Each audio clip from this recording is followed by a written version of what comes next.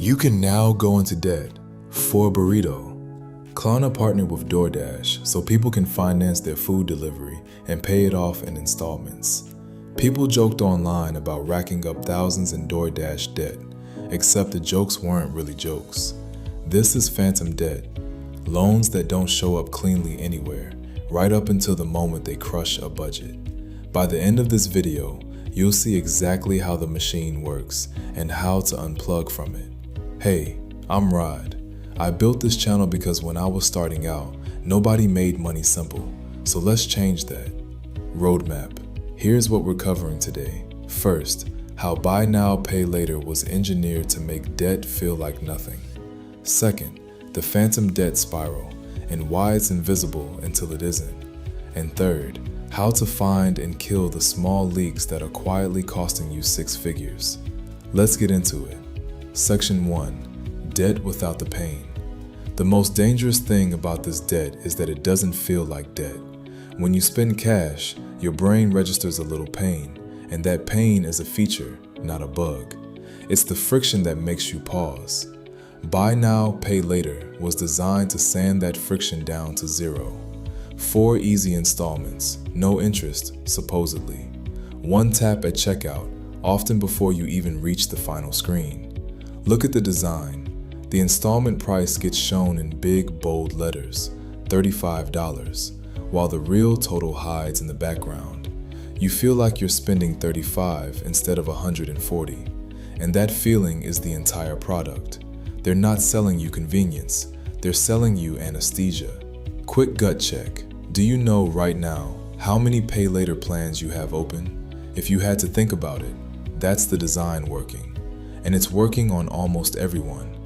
A Lending Tree report found nearly half of buy now, pay later users paid late on one of these loans in the past year, a number that's climbed 3 straight years.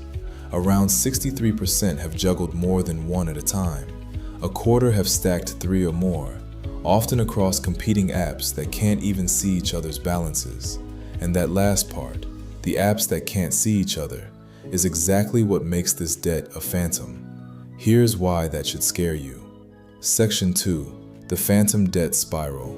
This is debt that's invisible to the system, and sometimes invisible to you. Traditional credit models can't fully see buy now, pay later balances.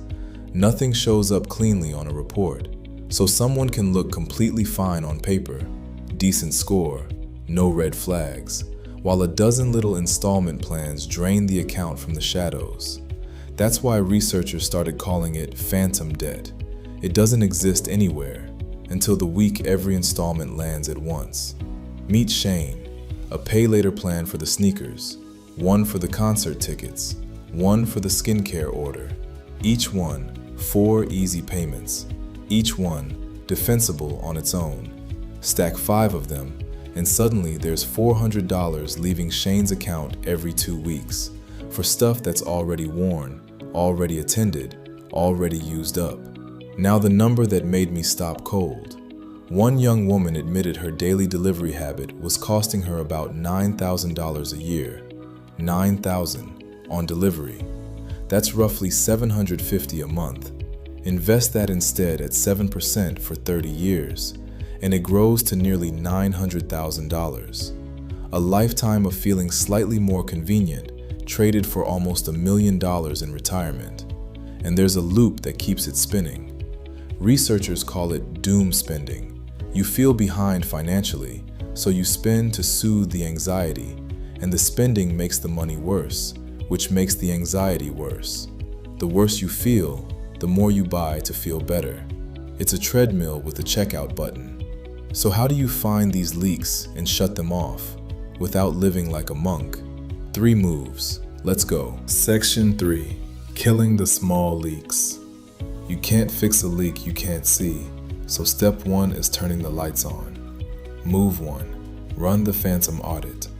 When Shane finally opened every pay later app he'd ever used, Klarna, Afterpay, Affirm, all of them, he found 5 active plans, 2 he'd completely forgotten existed. Write down every plan in one place and add your subscriptions while you're there.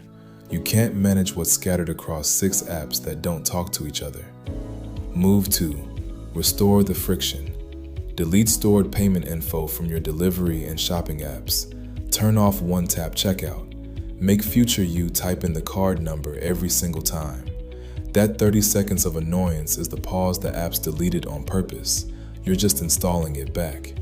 And give every non-essential purchase a 24-hour wait. If you still want it tomorrow, fine. Most of the time, you won't. Move 3. Redirect the leak. Whatever the audit found, for Shane it was about $200 a month in delivery, pay later plans, and forgotten subscriptions. Set up an automatic transfer for that exact amount into savings or investments the day you get paid. Don't just cut the spending, capture it, because $200 a month at 7% over 30 years is about $240,000. Notice what none of these moves require. No extreme budget, no giving up everything you enjoy, no spreadsheet with 40 tabs.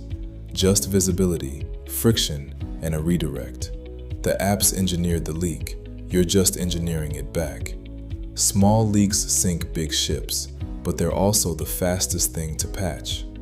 If this made you open a pay later app mid-video, consider subscribing. We make money simple around here, 3 times a week. And drop a comment. How many active pay later plans did you find when you checked? No judgment.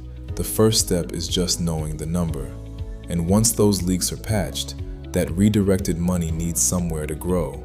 My next video covers the calmest place to start.